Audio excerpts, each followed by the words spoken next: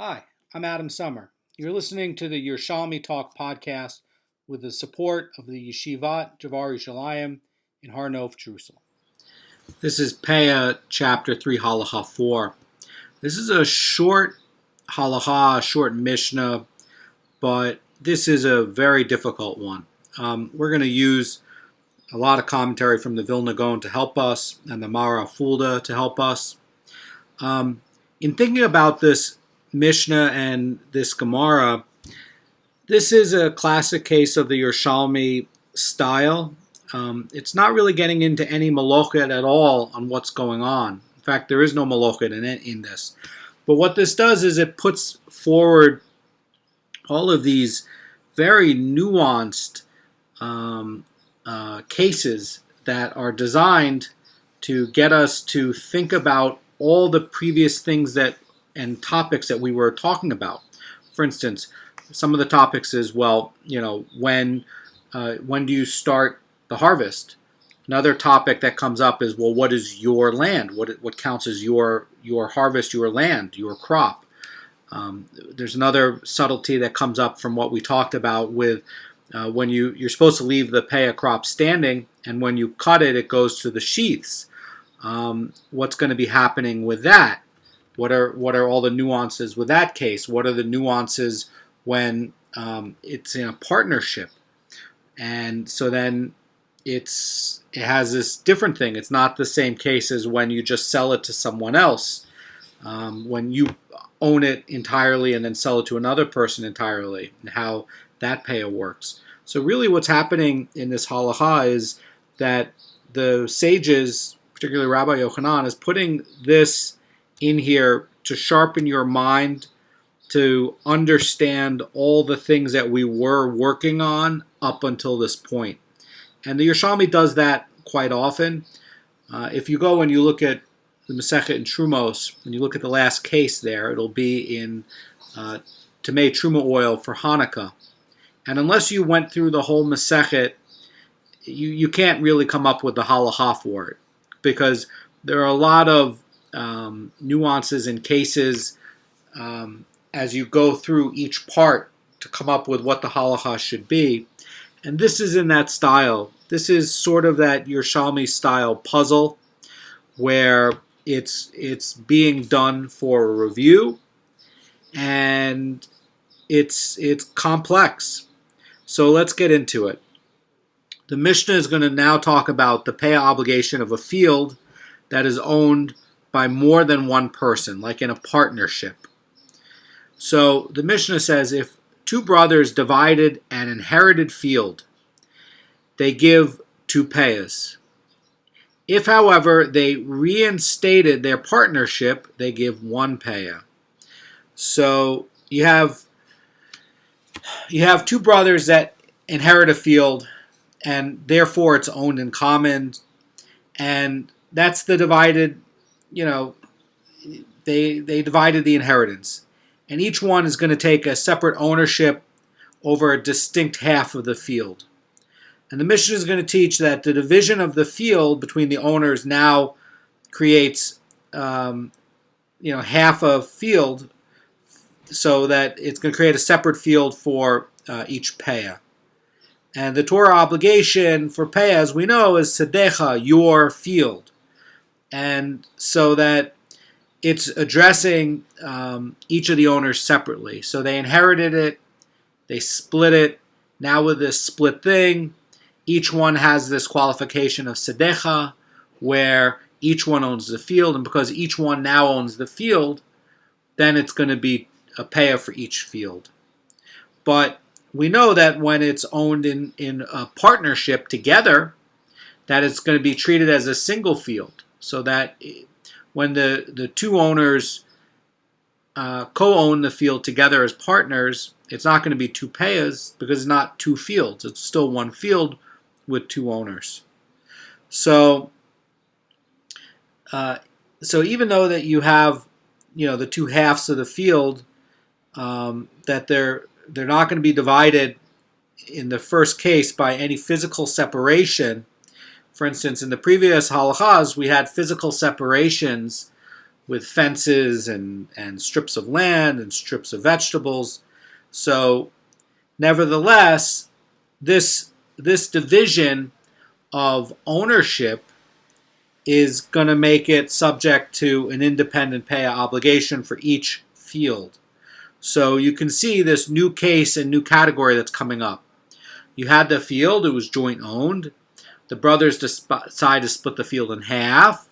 And now that division, that ownership division, now is going to be a division. So each field is going to have its own Peah obligation.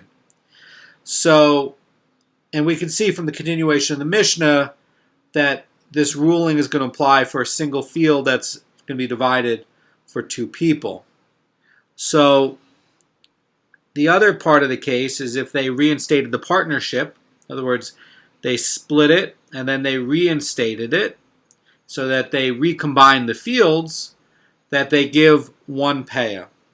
So in other words, before the harvest, the two brothers, they restored their ownership in common of the entire field. The field is going to be treated as a single field for Peah, even though it is owned in partnership. And that's also going to be true if the brothers never decided to divide the field in the first place. The Mishnah is teaching us that even if they divided it, and then they recombined their portions, it has the status of a single field. Because the Torah mandates Peah from Sedecha, your field, which is going to be singular, it could be interpreted as excluding a field owned by more than one person. Such jointly owned fields are indeed subject to Peah. This is clear from the words in the Torah which introduce that mandate. In other words, saying, when you reap the harvest of your land, and your land there is being plural. So therefore, anytime two partners share a common ownership over a single field at the time of harvesting, it is deemed to be a single field, and they separate one Peah for the entire field. And you can see that comment from the Rosh Cirillo in the Bavli in Hulin 135b, and there's more discussion there. So the principle is going to apply even if the two merging parties had not previously been partners.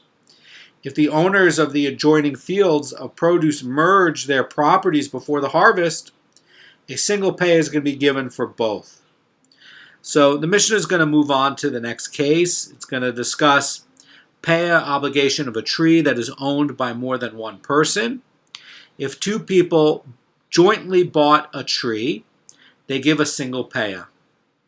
If this one bought its north side of the tree, and this one bought its south side of the tree, this one gives Peah for himself, and this one gives Peah for himself. In other words, they're talking about a fruit tree that's subject to Peah, and in this case you have two people who are owners in common of the entire tree, rather than individual owners of a distinct half. And since the partners do not separate parts of the tree, a single Peah is given for the entire tree. And we saw that in the previous part of the Mishnah. But now, if they did not buy the tree as owners in common, but they bought a distinct half of the tree, in other words, then this half carries an independent Peah obligation, and that half does too. So the Rosh is going to note like this. He's going to say, the Mishnah initially illustrates the laws of a jointly owned field using the cases of heirs, but then shifts to this new case of ordinary partners to illustrate the laws of a jointly owned tree. And he proposes that the Mishnah could not have taught the law of the tree using the case of heirs, because heirs who divide inherited tree between themselves as opposed to a field are not in fact required to leave two separate Peah gifts for the tree. The two separate Peah gifts for a single tree are only in the case in which the two owners were never owners in common of the tree, such as in the Mishnah's new case, in which from the start this one bought the northern side and that one bought the southern side. But, says the Rosh, owners in common of a single tree, such as brothers who inherit it, who later separate their ownership do not cause a single tree to be treated like two trees for Peah. The owner in common who divide the property create separate pay obligations only when they divide a field, not when they divide a single tree. So a little bit about that. So the sugya is going to start. It's going to say the first set of rulings of the Mishnah apply when the partners divide a field and reinstate their partnership before the harvesting begins. And the Gemara is going to discuss cases where they divide the field and reinstate their partnership after the harvesting begins. And that's where all the fun is going to get into. That's where the fun's going to start. So the Gemara is going to issue a ruling regarding the partners who divide a field after the harvesting begins. In the case of before it begins, it's very clear. We know this from the Mishnah. It's very straightforward, but there's a lot of complexity that comes when the field division comes after the harvesting begins. The sugya says if one partner harvested half of the field while it was still owned in common, and then they divided the field, giving him sole possession of the portion he harvested and giving the other partner sole possession of the portion that was not yet harvested. The sugya says he does not separate Peah for his crop, neither from what was harvested at the beginning, in other words, the first half that was already harvested, nor from what will be harvested at the end, the half that has not yet been harvested. So let's try to start unpacking this. So as we know, the pay obligation takes effect when the harvesting begins. And we know that from chapter 1, Halacha 1. It's when the first stalk gets cut. Thus, the distinction taught by this Mishnah between the owners in common of the entire field and the separate owners of distinct halves must refer to the state of ownership at the time of harvesting. And the Mishnah's first ruling that the brothers who divide a field between two payahs is referring to brothers who divided it before the harvesting began, and it's going to apply even if the field was owned in common during the planting and growing. And similarly, the Mishnah's second ruling, where the brothers reinstate the partnership giving one payah, is similarly referring to brothers who reinstated it before the harvesting began.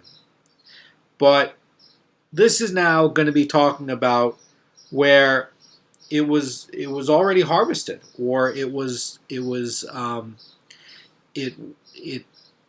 occurred and then it was harvested. In other words, the crop was harvested by the first partner when the field was held in common, and that's going to be exempt from Peah, as Peah cannot be separated from it from either half of the field. And the first partner cannot separate it from his half, which was already harvested, and the second partner cannot separate it from his half, which was not yet harvested. And that's going to be based on this principle taught in the Mishnah in 2.5, that the pay obligation of the harvested portion of the crop resides in the standing portion. We know that, right? The ideal, choicest way to leave Peah is from the standing portion. That's where the Peah resides. And this principle is going to apply to our case as well. And it applies as follows. It says, when the field was owned in common and half the crop was harvested, the pay obligation for the harvested portion resided in the unharvested standing portion of the crops. In other words, when the partners later divided the field, the half of the field that was not yet harvested became a separate and independent field for Peah. And from that time, it no longer bears a pay obligation for the crop of the other half of the field. So the Peah cannot be given from the harvested crop from either half of the field. It cannot be given from what grew in the first half, in other words, the harvested crop, because the pay obligation was displaced from that half at the time of the harvesting, since both halves of the field constitute one unit at that time, as they were both owned by one partnership. And it cannot be given from what grew in the second half, in other words, the unharvested crop, because the second half became exempt from the pay obligation of the first half when the field was divided, since they are now owned by different people and are considered two different units. So consequently, the pay obligation of the harvested crop ceases to exist. Here's what the Rosh Cirillo says. The Rosh Cirillo says, the precedent for this ruling is a law recorded in the Mishnah above of a farmer who divides half of his field and then bandits harvest the other half. As explained over there in the Mishnah that we were talking about the other day, the bandits come and the farmer comes and harvests his half the field, and the bandits come and they harvest the other half, and they take away what was standing. So, as explained over there, the produce harvested by the bandits is going to be exempt from Peah, and the Mishnah rules that even the half which was harvested by the owner is going to be exempt from Peah. And the reason for this is that what we just explained. When the farmer harvests half of his field, the Peah obligation for this half is displaced to the still unharvested half of his field. And when the bandits harvest that half, it no longer bears a Peah obligation. And consequently, the Peah obligation of the crop harvested by the owner ceases to exist, says the Rosh Cirillo. So in other words, in both of these cases, the Peah obligation does not revert to the detached produce once the standing crop is absolved of the Peah obligation, because the obligation reverts to the detached produce, and only when the Torah law requiring one to leave Peah from standing crop has been violated, in these cases, there's going to be no violation, because at the time of the harvesting, there was a standing crop left for Peah to be taken, and the owner did not engage in a forbidden act to absolve the standing crop of the Peah obligation. So this detached crop remains ineligible to become Peah. So that's part of what's going on here. In other words, there was no violation of Torah law here. And only in the case of a violation of Torah law by the owner does the Peah obligation go from the standing crop to the sheaves. But in this case, there's no violation of Torah law, so it doesn't exist it doesn't go to the sheaves, and there's no standing Peah either. So it gets absolved. That's what's happening. In the case that we had the other day, and there's a slight distinction here. You have a case of a sale where one is having ownership of the crop.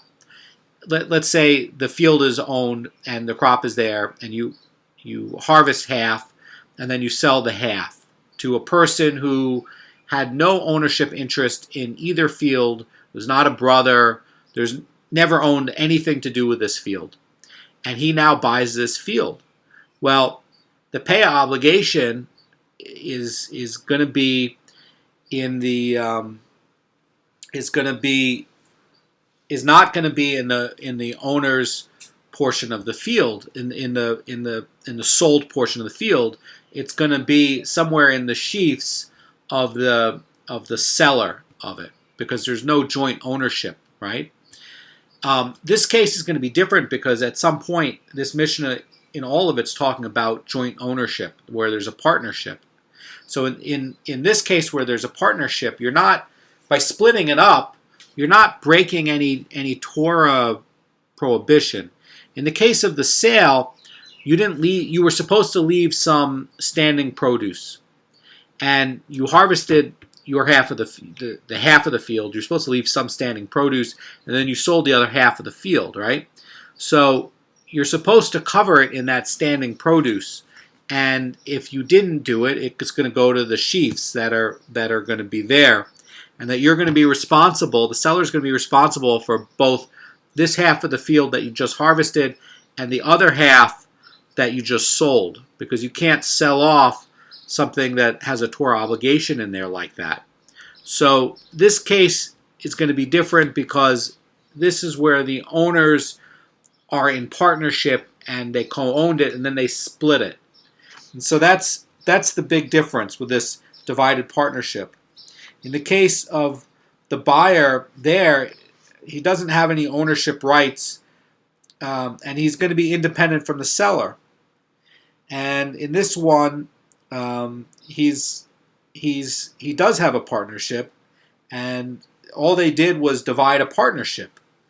And so the in the case of a divided partnership, the current possessor of the standing crop does not divide his rights of ownership from the other partner, because originally the field belonged to both of the partners in common, and when they divided it, each partner is attaining a share that he's entitled to by the dint of his original ownership.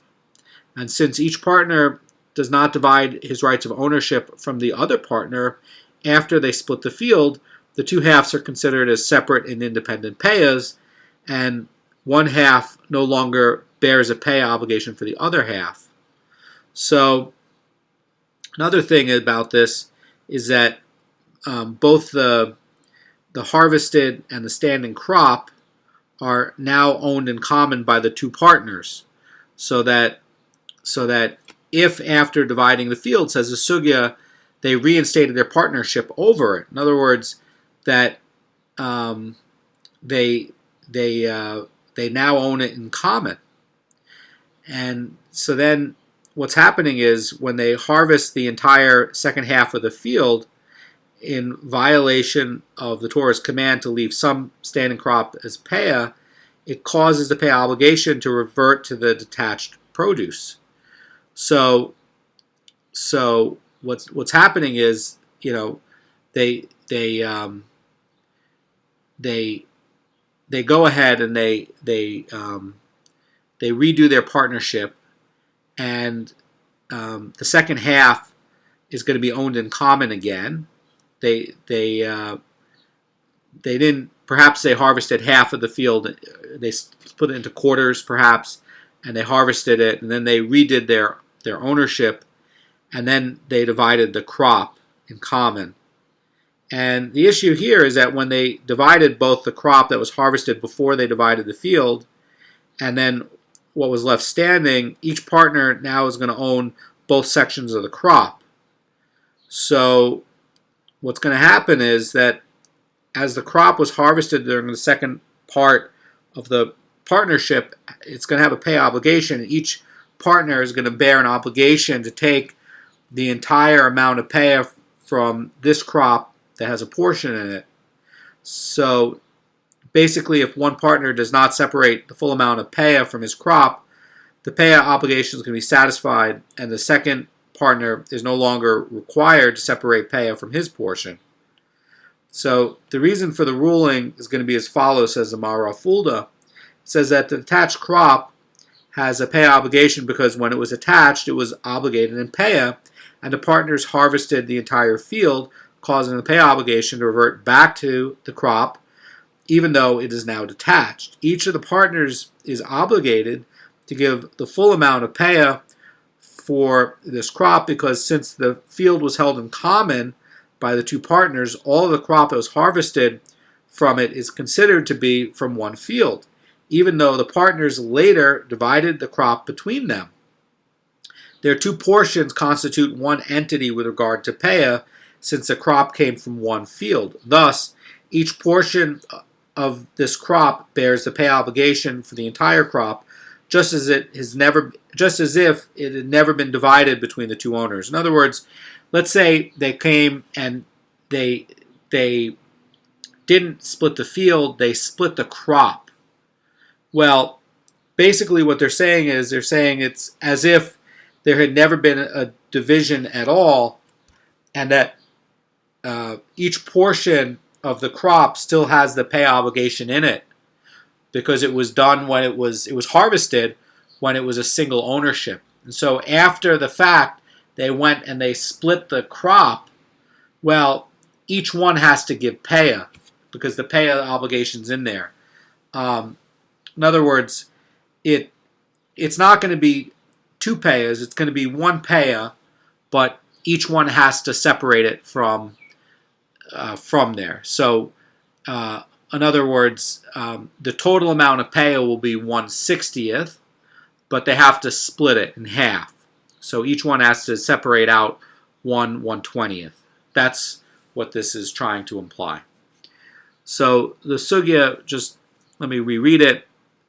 So if after dividing the field they reinstated their partnership over it, and then they harvested the second half of the field while it was owned in common, and they divided the crop, each partner separates Peah from his portion of the crop that was harvested at the end, after they divided the field and then reinstated the partnership, even for the obligation of his fellow's portion that was harvested at the end. In other words, the 1/60th is still going to be there, but not from the portion of the crop that was harvested at the beginning before they divided the field, for the obligation of his fellow's portion that was harvested is at the beginning. So let me explain this from the Mara Fulda on this part of this recombination. So the crop was harvested during the first period of partnership, and that does not have a pay obligation. Thus, neither partner can make a legally valid Peah from his portion of the crop, although the Gemara states only that he cannot get Peah from his fellow's portion. In fact, he is not obligated and cannot give Peah for his portion of the crop either. For the Gemara has just indicated that there's no difference between his portion and his fellow's portion, since the division into two portions was made after the harvesting. That's the point. This division is occurring after the harvesting. That's what's making it so challenging. So the phrase for his fellow is employed here only in order to maintain a parallel structure from the previous line of Gemara. So the reason for the ruling, says the Mara Fulda, is that since the crop became exempt from Peah when the field was originally divided, it remains exempt even when the two parties reestablish their partnership. So that when the partners harvested the second half of the field after reinstating the partnership, they were obligated to leave Peah only from the half of the field, and when they neglected to leave the standing crop as Peah in the second half of the field, and the Peah obligation reverted to the detached crop, it reverted only to the detached crop that was harvested from the first half of the field. In other words, the first half is always going to remain exempt. I want to look at the Vilna Gaon, his commentary, to help us to explain it. He's going to explain that when the two partners divide a field, not only does each of them bear a separate Peah obligation for his half, but even if one of them would specifically separate Peah from his portion on behalf of the other's portion, it would have no validity, for each half of a divided field is considered a separate field and is thus subject to the teaching of the Gemara that Peah taken from one field on behalf of another does not take effect. So the Vilna Gaon understands that the Gemara is going to discuss these details concerning the law, and he explains it as follows. He says, if one partner harvested half of the field while it was still owned in common, and then divided both the portion of the field that was harvested and the portion of the field that was left standing, each partner cannot separate Peah from his portion for his fellow's portion, neither with regard to the half that was harvested in the beginning, nor with regard to the half that will be harvested at the end. And the Vilna Gaon explains that the conclusion of the Gemara to mean that this ruling applies not only to the half that will be harvested in the end, but even the half that was harvested in the beginning. For since the harvesting is the critical stage in regard to Peah, and the part harvested in the beginning was harvested when the field was owned in common, one might have thought that this part still retains the law of being jointly owned, and one partner can therefore separate Peah from the other. Therefore, says the Vilna Gaon, it is necessary for the Gemara to state that even regarding the part harvested in the beginning, one partner cannot take Peah for the other. So let me just explain this before we get into the sugya. This is going to be the exact opposite case of what we were just talking about. keep in mind that the after harvesting part is what's going to be the big idea here. So the Gemara is going to get into this opposite case where here's the case. If the field is now going to be originally divided between the two people and they harvested half of it at this time and then they established a partnership over the field and harvested the other half when it was held in common, each partner can separate Peah for his portion of what was harvested in the end. So, in other words, the crop that was harvested when the field was owned in common is just like the crop harvested from a field belonging to one person, and therefore, even if they went and divided the crop between themselves, one partner can separate Peah for the other partner. And this crop that was harvested when the field was was divided, is going to be different because it was harvested between two separately owned fields. And therefore, it's going to be subject to that law that one cannot separate Peah from his field for the field of someone else. So even though these people subsequently went and established a partnership, they cannot give Peah for each other because the status of the crop is determined at the time it is detached from the ground. So that's the big case. The big case to keep in mind is whenever thinking about Peah is when is the produce being detached from the ground, because that's really what's going to be triggering this. So when you have these changes of ownership, that's really what the issue is. So here's how the sugya reads. So Rabbi Yochanan said, if one harvested half of his field and stopped, and later he set to harvest a half of the remaining field, in other words, the remaining half of the field, but he did not finish harvesting that quarter of the field until he harvested the entire field. He may separate Peah from the crop he harvested first, in other words, the first half for the crop he harvested in the middle, in other words, this third quarter, or from the crop he harvested in the middle for the crop he harvested first, but he cannot separate Peah from the crop he harvested first from the crop he harvested last, the fourth quarter.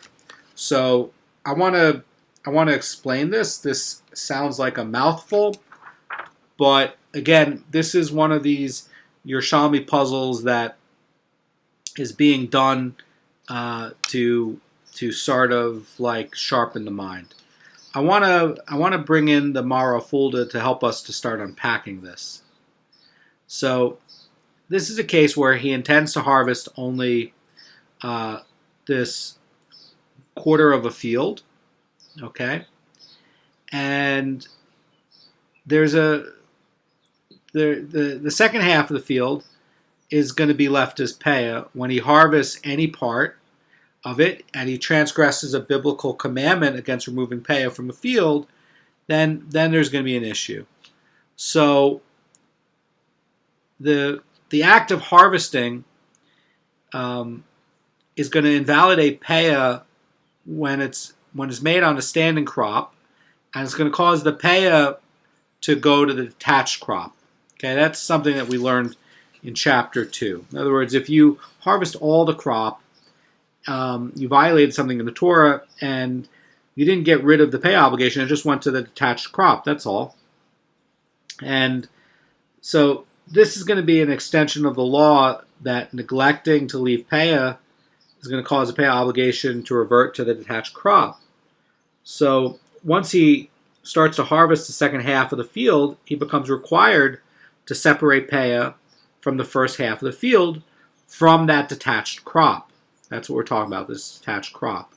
Marafuld is going to explain like this. He's going to say that the simple reading of the Gemara is that the Peah obligation of both halves of the field reverts to the detached produce. For the Gemara states that in this case, one separates Peah from the harvested crop, even for the standing crop.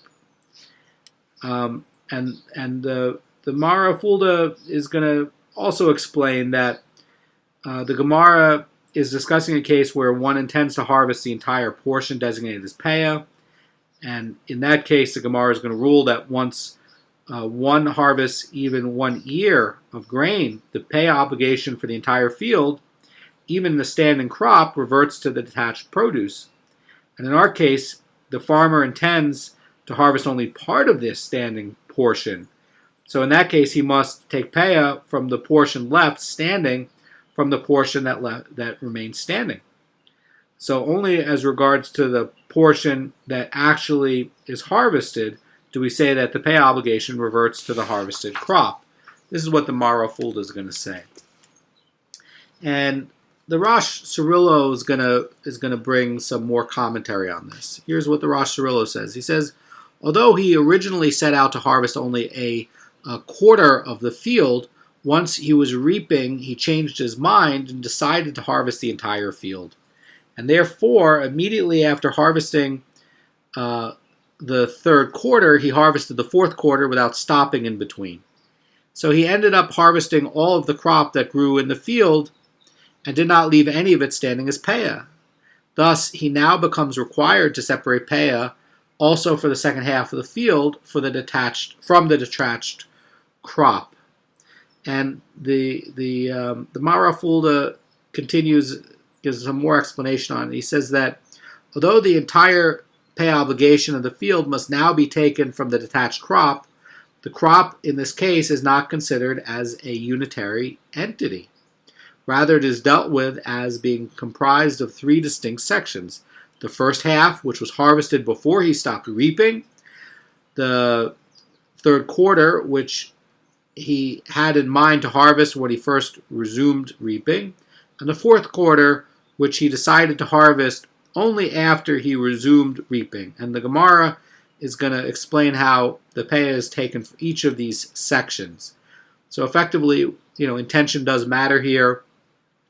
And so part of it is that you have these 2 sections of crop, and they can be treated as 1 unit for Peah. So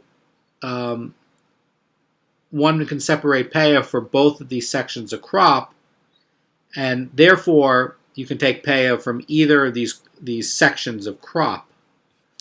So the other thing where he's saying in the sugya that, but he cannot separate Peah from the crop he harvested from the first crop he harvested last. In other words, he can't take from the first quarter or from the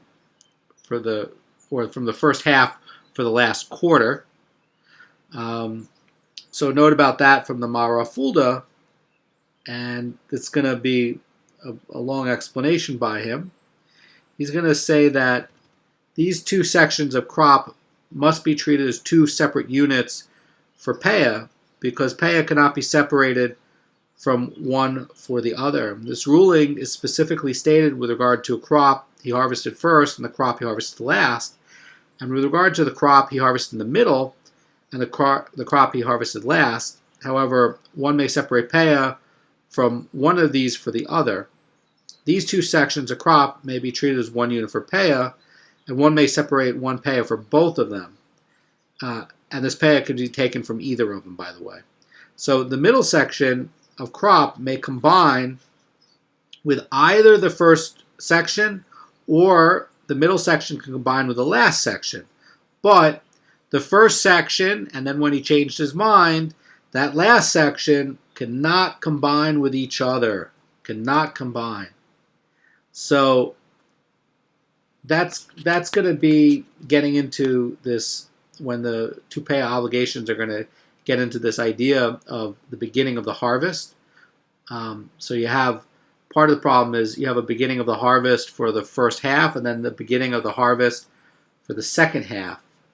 And because the obligation of the first half reverted only after the harvest, the second half began, the beginning of the second half never became separated from the first half. To the contrary, even before the second half was fully harvested, the Peah could have been taken from the beginning of the second half for the first half, since the beginning of the second half was detached at the time of the reversion. On the other hand, the beginning of the second half never became separated from the rest the second half either.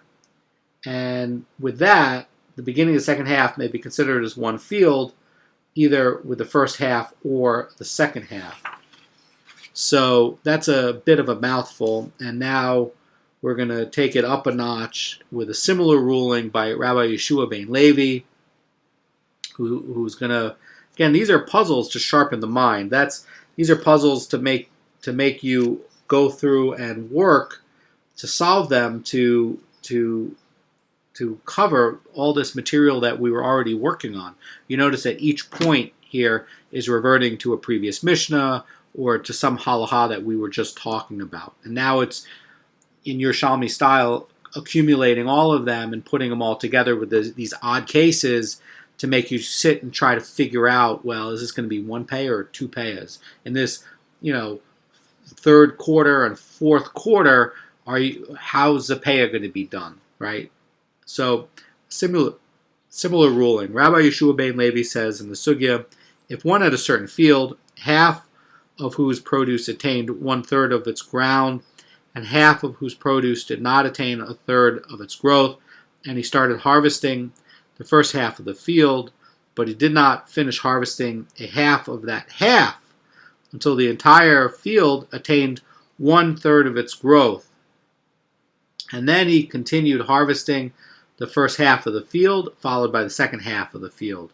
So this is getting into this whole idea of produce growing 1/3. Now, produce that did not get 1/3 of the growth is not fit for human consumption, and therefore not obligated in Peah. So now we're talking about something that the half whose produce attained 1/3 of its growth, and the produce of the second half of the field attained this level of growth as the farmer reached the halfway point in the harvesting of the first half. So therefore, the second quarter of the field had already been harvested when this occurred. That's what this is trying to say. So when you're dealing with this crop of the field as being comprised of three sections, okay? You can have the first quarter, which was harvested before the second half attained this 1/3 growth. You can have the second quarter, which was harvested after the 1/3 growth, but it itself had previously attained its own required growth level together with the first quarter, and then you're going to have the second half. And basically, it's going to be trying to figure out, with these two sections of crop, do you treat them together as one unit of Peah, or are you going to be separating one Peah for each of these sections of crop? And also, by the way, could it be where you can take Peah from this section for that section? That's another thing that comes up. So the sugya continues. It says, he may separate Peah from the crop he harvested first, in other words, the first quarter, for the crop he harvested in the middle, in other words, the second quarter, or from the crop he harvested in the middle for the crop he harvested first. But he cannot separate Peah from the crop he harvested first for the crop he harvested last. And the reason is going to be basically for the same reason that you can't do the first for the last in the last case as well. So you have these two sections of crop that have to be treated as two separate units of Peah, and therefore Peah cannot be separated from one for the other.